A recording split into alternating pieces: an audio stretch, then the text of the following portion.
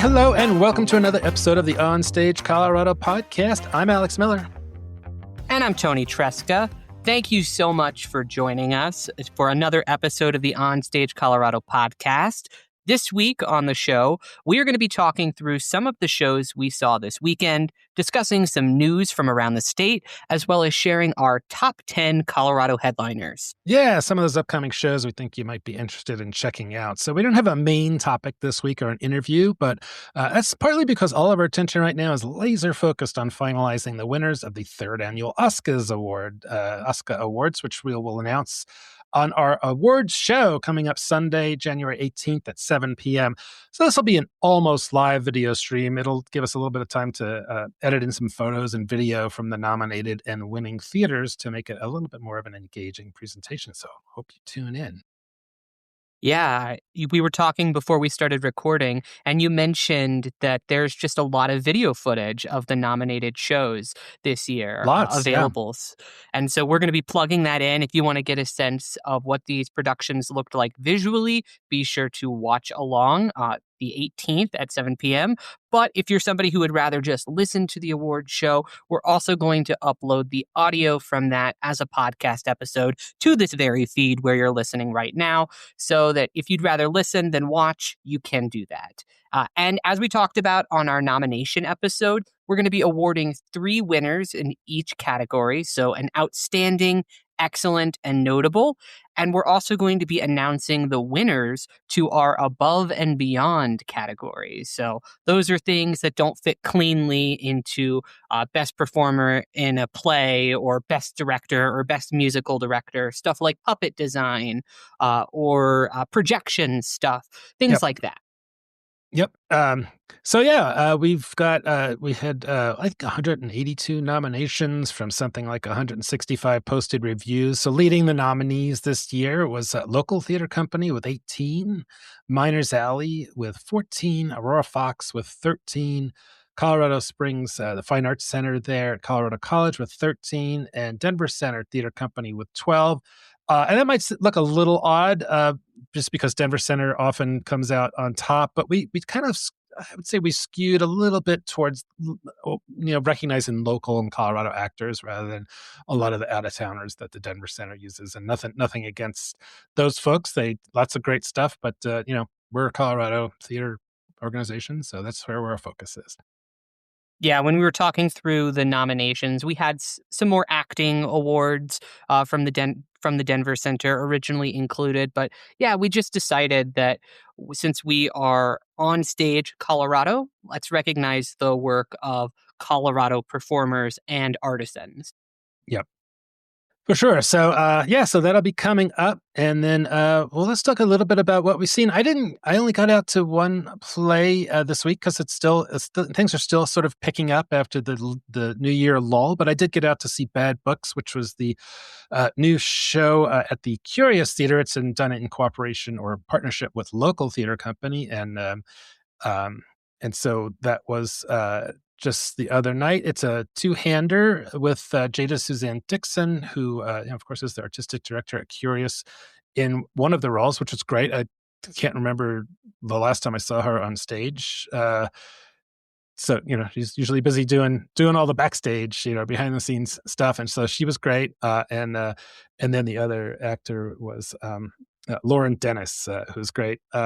And so this was, we had Sharon Rothstein, the playwright, on the show last week and talked a lot about it.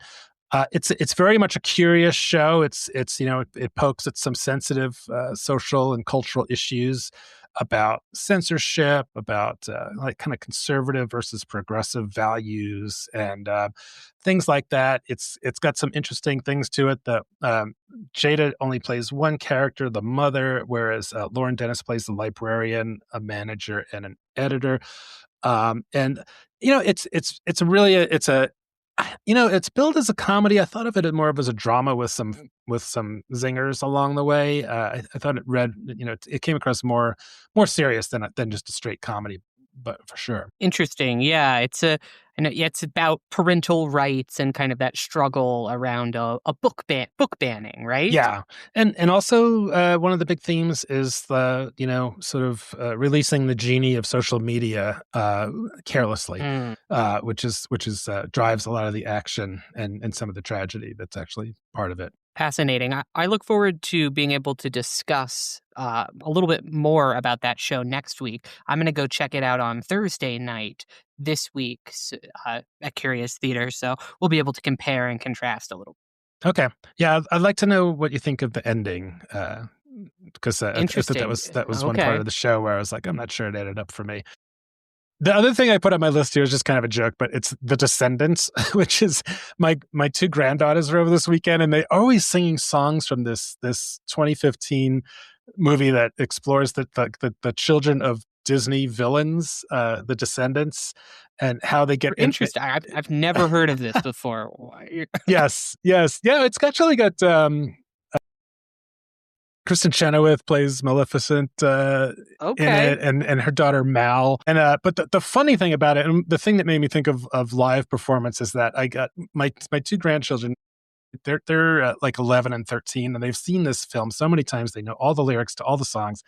And so while we're watching it, I had this stereo effect of them singing along to it, which was just fantastic. I was like, man, this is definitely the way you should watch this movie, is with two, sort of tween tween girls singing along with it. But it really I loved it. I didn't even finish watching the whole thing, but it was so much fun just to experience a sort of mix of live live performance and cinema.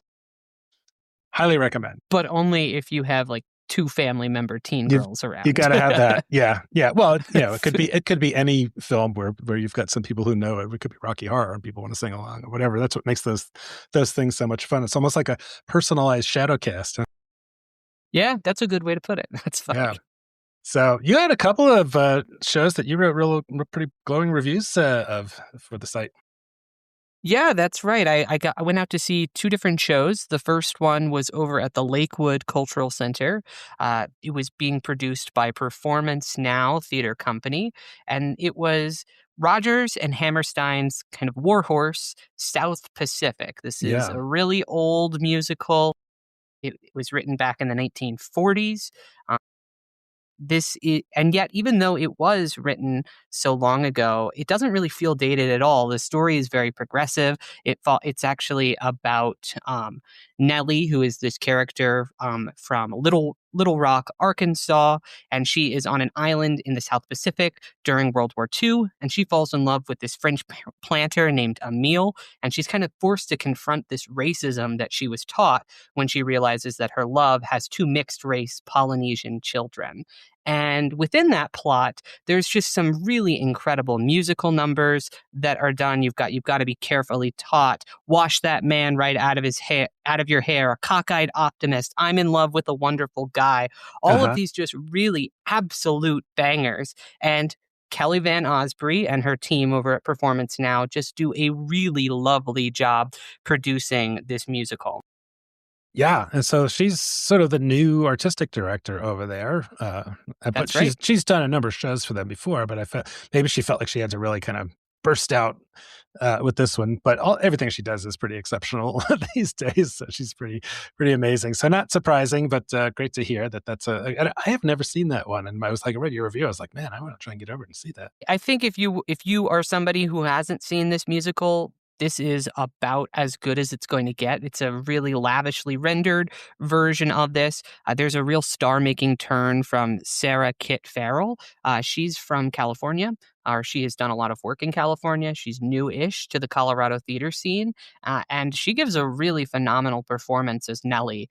She captures both the character's kind of fizzy charm as well as her very complicated moral reckoning that she has to kind of experience, because it doesn't sand down her racism. It doesn't try to make it like okay and everything just be fine. It really leans into that. It's a big, intense moment of confrontation. And she, opposite Jeremy Rill, who plays Emile, Jeremy's very well known Colorado actor. I've seen him a number of times, and he does very, very good He's work great. here as well. And they just have really strong chemistry. And I was very impressed with Sarah. She's a talent to watch for sure.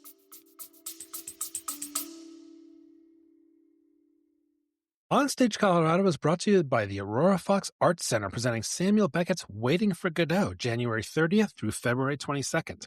Hilarious, heartbreaking, and ultimately deeply moving, the play stands as one of the great achievements in the Western canon of dramatic literature, brought to life in a bold new production by Fox Artistic Director Richard R. Cowden.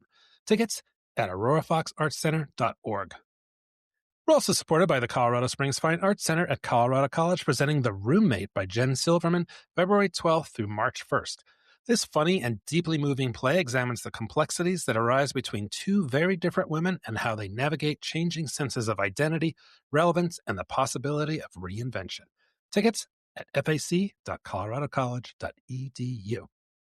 OnStage Colorado receives support from the Boulder Ensemble Theater Company, whose production of John Patrick Shanley's Brooklyn Laundry runs January 30th through February 15th at the Savoy Denver and February 20th through March 15th at the Dairy Arts Center in Boulder. Tragic and funny by turns, this deeply romantic story will remind you what is important in life and the sorrow and joy of fully embracing adulthood.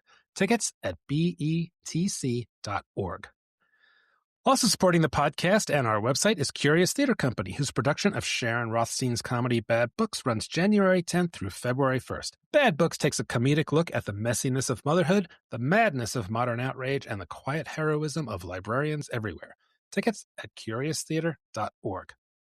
And OnStage Colorado is brought to you by Theater Silco in Silverthorne, presenting The Bluebird, January 15th through 25th. Weaving pantomime, visual metaphor, and physical comedy, the show transcends linguistic barriers to deliver a poignant narrative of the immigrant experience. Tickets at thesilco.org. Great.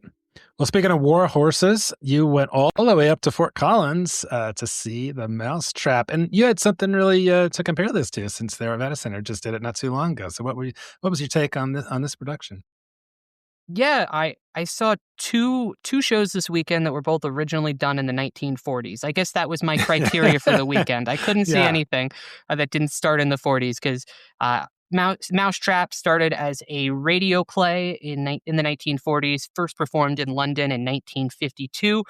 Ongoing performance ever since. It's never stopped running, except for briefly during the pandemic, but let's just pretend that didn't happen. It's came back with a vengeance and is still over in the West End today, and for very good reason. This production, I think, shows you how this can be really suspenseful and effective, even if you already know the twist. I mean, you're not fooling me. I've read this play. Right. I've seen it a number of times, including recently at the Arvada Center. But whereas at the Arvada Center, it kind of leaned into the comedy and the farce that is found in Christie's work. And I'm not denying that it's there. There are funny moments, particularly with like Miss Boyle's acid burns that she dispenses to the rest of the cast. And Christopher Wren has a kind of flighty, manic energy that can be very funny at times. But it is a deeply serious show. Murder happens. Everybody is a suspect. And I thought that Heather Ostberg Johnson, who is the director of this production at OnStage Theater and Company in Fort Collins, it does its performances at the Lincoln Center in its Magnolia Theater. She really leans into that suspense that is in here. She establishes a lot of red herrings to kind of make sure that you think everybody could have done it. Almost everybody in the show fits the killer's initial description of wearing a dark overcoat, light scarf, and soft felt hat, which meant that really, particularly with how she directs it to where everybody is acting incredibly suspicious the entire time, it really is believable that any of these people could have pulled off the second and original murder that put everybody in this mousetrap. And I can't say that the same was true of the Arvada Centers, which was definitely a lot more light in tone. And there were quite a few performances who kind of faded into the background, like Annie Barber and Garrett Sachs, two performers who are exceptional. I know they can do good work, and yet they just kind of became like wallpaper in that production, just kind of there along with everything else. Here, those two characters, Major Metcalf, and then the feminist who is staying there, Miss Casewell, played by Bryn Fristiana and David Austin Grown, respectively, they really make they make a meal out of those roles, particularly Bren as Miss Casewell. She feels almost the most suspicious of everybody with just how she's reacting and so engaged. And she has a really dynamic face that she uses to great effect in this show to kind of just make sure that you always have your eyes always just go back over to her to see how she's processing the information that's shared. Uh-huh. That's great. It's a unusual opportunity to be able to compare two productions of the same play so close to each other. So it's definitely an interesting thing to check out. Yeah, and I attended this performance on opening night, and on opening night there was a little bit of a snafu. Yeah. The original actor who was set to play Giles Ralston, who is one of the two leads of the show, he and his wife own Monkswell Manor, where the mousetrap take place.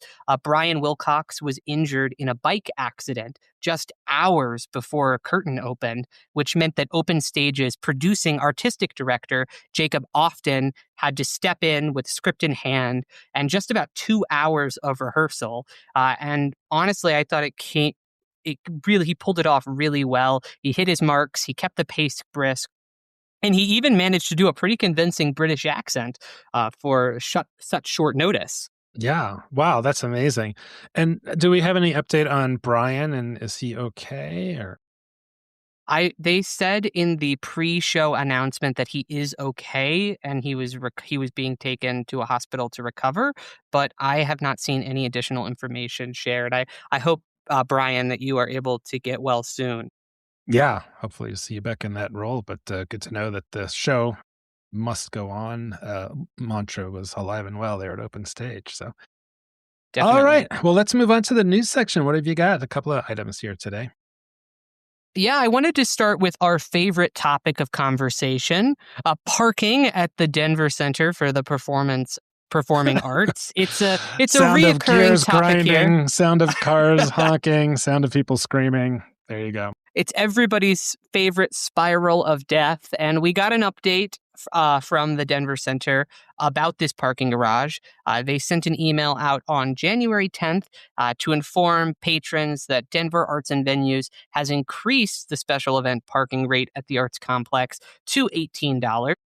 Last year, it was $17, so it's just a $1 increase, but it was still already one of the most expensive parking garages in that downtown area. And so this price increase is not great, but to kind of make that medicine go down, they also included a link to an interactive parking map that includes other nearby options. And I actually thought that was really helpful. There were some really good other alternative parking options found in there, including stuff places where you could park for as low as $6, including like over in Independence Plaza and Writers Square. Yeah. How far a walk would that be, like from Independence Plaza? So I park in Writers Square. I was kind of pissed if I do have to drive. And so I was kind of pissed off to see the Denver Center sharing my secret parking spot a little bit. I was like, damn it, that's where I always park. And it's over near Comedy Works. It's about 3 blocks away from the Denver Center. It's not a terrible walk. No. It's really only bad if it's like super, super cold or snowing like crazy outside. Right. And is it like an open lot or a garage or what? It's a pull-in garage. Yeah. Uh-huh. Okay. I'll have to check that out because, I think that's a good New Year's resolution, is not to park in that fucking parking lot at Denver Center, the spiral of death to get out of there. Like I mentioned the last time we were talking about when I went to see Dracula, we Comedy of Terrors, we went and had dinner at Stout Street Social and parked at the Embassy Suites. There has valet parking for $17, which you add a tip, it's a little bit more, but still, it's a lot easier to get out of there. And yeah. So, but the parking at the Denver Center, it came out of the pandemic. I think it was down to like $8 or $10, and then jumped up to like 15, and then I don't know, just a dollar here. It just keeps going up and up and up. And it's important to note that this is not the theater doing this; it's the It's the No, city. this is the city. Yeah, Yeah. exactly. It's almost as though like Denver Arts and Venues doesn't want you to park in here. Or at Yeah. least, or excuse me, I guess I misspoke. It's almost like the Denver Center doesn't want you to park here because they sent out that interactive parking map with other options. I think maybe the Denver Center and their team know how dislike that parking garage is and how people are maybe a little bit salty about having to pay increasingly more and more to park Yeah. there. Yeah, especially when you're paying, top dollar for a theater ticket. And this is the same thing for any place you go to. It's like you go, Hmm. you've already paid whatever, and then they want to ding you, 15, $20 for parking. It's like, this is, it's this time of everybody's feeling broke and everything's getting more expensive. It's not great news. But anyway, it's all, like you said, it's only $1, but I don't know. What happens next? Another dollar 6 months from now or whatever. So, all right. Well, definitely something to think about. What else have you got? I have got the next thing that the Colorado Theater Guild is doing. They are presenting a directors on directors panel on Zoom at 7 p.m. on January 18th. That is the same day as the Oscars Awards, so I would obviously recommend you listen in to our live-ish stream. But if you wanna watch back at a later date or listen on the podcast and hit this directors on directors panel instead at the same date and time, I think that is totally fair because it sounds like a really cool opportunity. They're inviting a bunch of different theater directors from across Colorado to kind of discuss and talk about what's going on in regional theater right now. The panel is going to be moderated by Betty Hart, who is the Colorado Theater Guild president, friend of the pod. She's been on here a number of times. I Yeah. think between it's a contest between her and John Moore for who has come on here the most, I think. Yeah. And so she's going to be moderating that conversation, and it's going to feature 3 directors. Scott Levy, who is the he's award-winning director and producer actor. He's currently executive director of Green Box Arts in Green Mountain Falls, and was previously the producing artistic director for the Colorado Springs Fine Arts Center.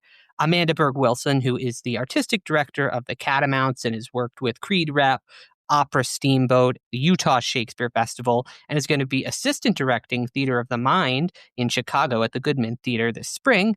And then rounding out the panel is Nick Chase, who is a writer, director, who began his career staging productions in New York and now currently serves as the local theater company's co-artistic director. And he directed Bad Books, which you saw this weekend. Yeah. Yeah. I just saw him the other night. Great. Well, that sounds like a great thing for directors, and it's free for Colorado Theater Guild members and $15 for non-members. Yeah. So pretty accessible if you want to check it out. Another thing that the Colorado Theater Guild did was around mid-December, they dropped the first trailer from them that is designed to promote theater around the state. This was originally promised by Betty Hart at this year's 2025 Henry Awards, and we've now seen the product, the final product. And what'd you think, Alex? I thought it was nice. I don't know how, what kind of dollars they have to get it out there. That's the big question. But I love this line from her. She said, "Step away from the noise, be immersed in culture, and be connected to community. The art isn't complete until you're in the room." So it was a real message to audiences, and also, talk about it's not streaming. You can't pause it. It's live. It's different. It's cool. Check it out. Yeah, and I just loved seeing all of the different video footage from theaters from around the state.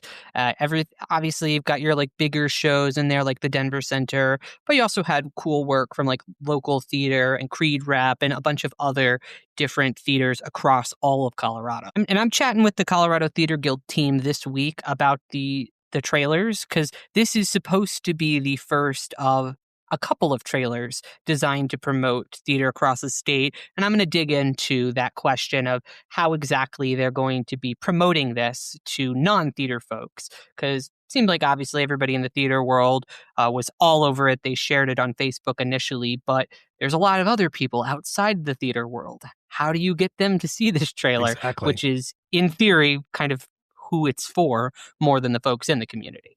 Yep. So great. And some news from the dance world. Yeah, this week, Cleo Parker Robinson Dance, which is Denver's historic Black dance company, is officially starting the grand opening of its new Center for the Healing Arts this week. They're kicking off the festivities this Friday, January 16th, with a film screening of We Want the Funk. Then Saturday, January 17th, is the grand opening of this space. It's free and open to the public from 10 a.m. to 2 p.m. And then they're doing that evening their inaugural performance in the space, Raise the Roof. And that's already sold out. So if you wanted to see that, sorry, too bad. You missed your chance. All right. And then on Sunday, January 18th, they're doing a free Sunday service at 2 p.m. and a film screening of Satisfied, which is a Hamilton film, at 6 p.m. And all of that's ahead of their annual participation in the Martin Luther King Day Parade on Monday, January 19th. So this is a huge moment for Cleo Parker Robinson. This is a multi-million-dollar expansion that they're doing to add a Center for the Healing Arts, add a film screening room, to renovate their theater and really make it into a much bigger operation, add in a whole bunch of studio and rehearsal space to open the space up for community and collaboration. So I think that this is a really cool moment that we're seeing at Clio and could potentially really trickle out and create a lot of other opportunities for local dance and theater companies who are looking for spaces. It's great. That is quite the operation, growing and getting bigger and better. So that's great news.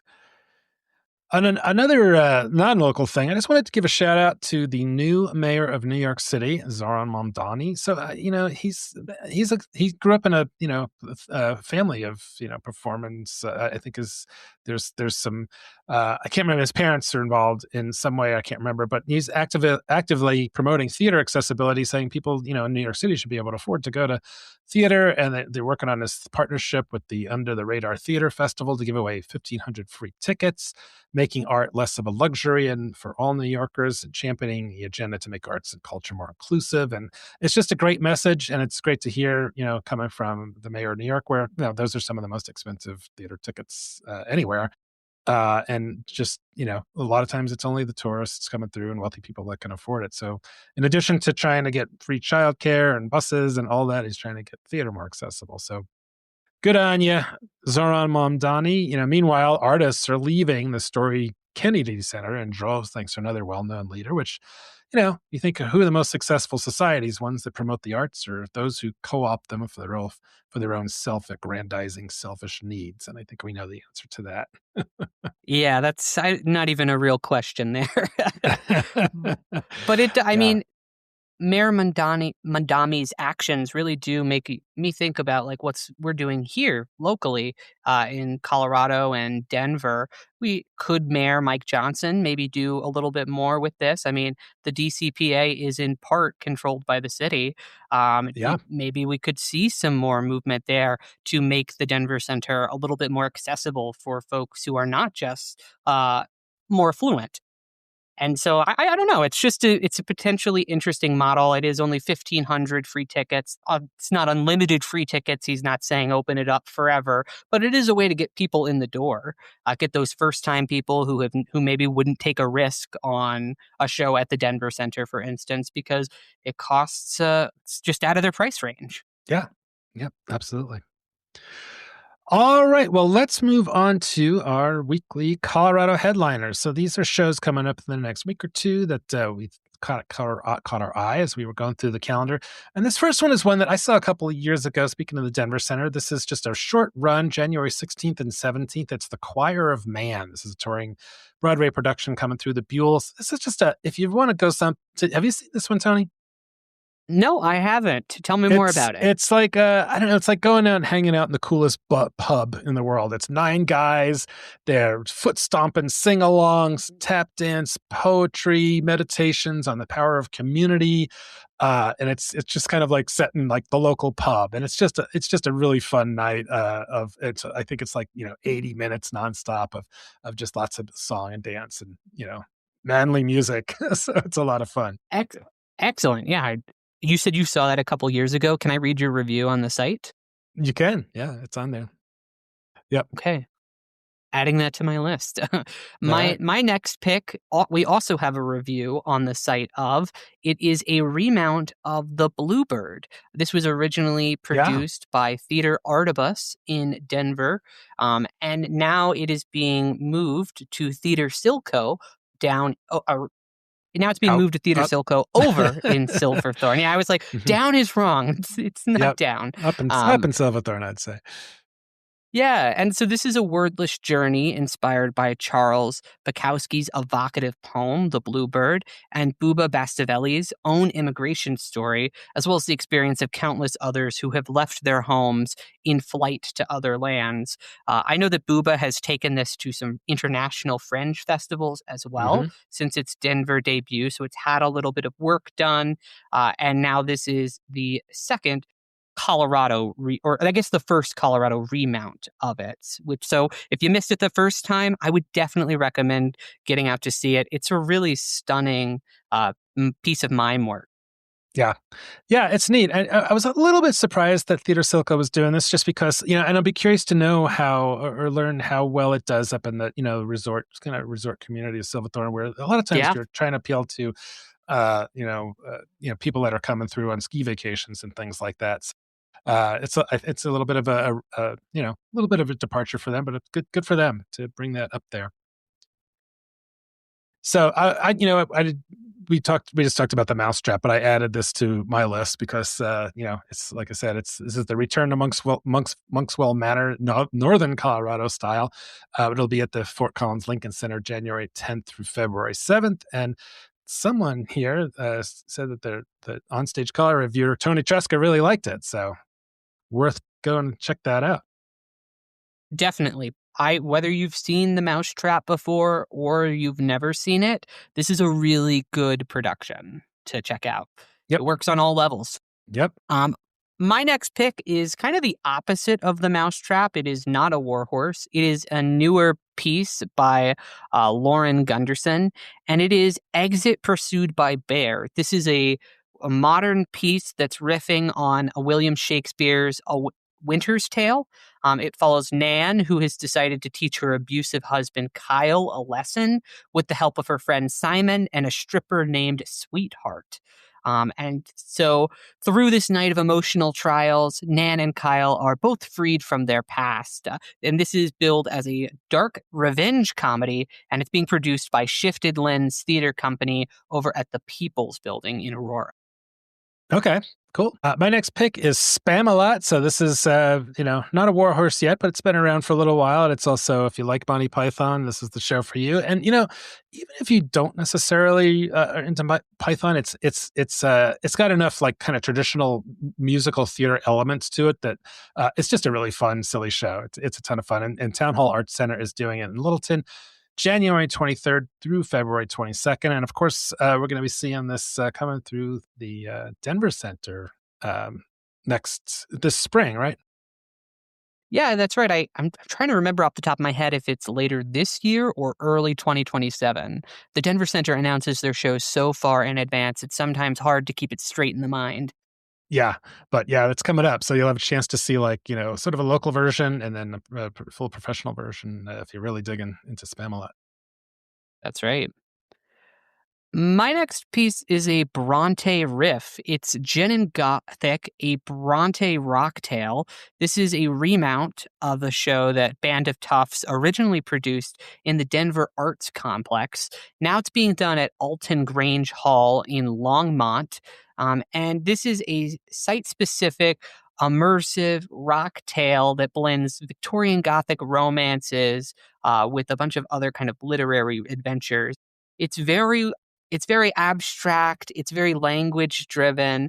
I'm curious to see how it is different when it is outdoors as it is in this performance, because when we saw it originally, it was all inside the opera house and it was staged in and around in different environments Yeah. in the opera house and the Ellie Calkins, and it was a really, it was a really fascinating experience, and I wonder how that translates to a different environment that is maybe doesn't have the same scale as the opera house. Yeah, no, that's really interesting. I love this show. I really enjoyed when I saw it. I love Band of Toughs. I always think they do interesting stuff. I wish they they came around more often. Yeah. But, it's a fairly, I don't know, you might say ambulatory show.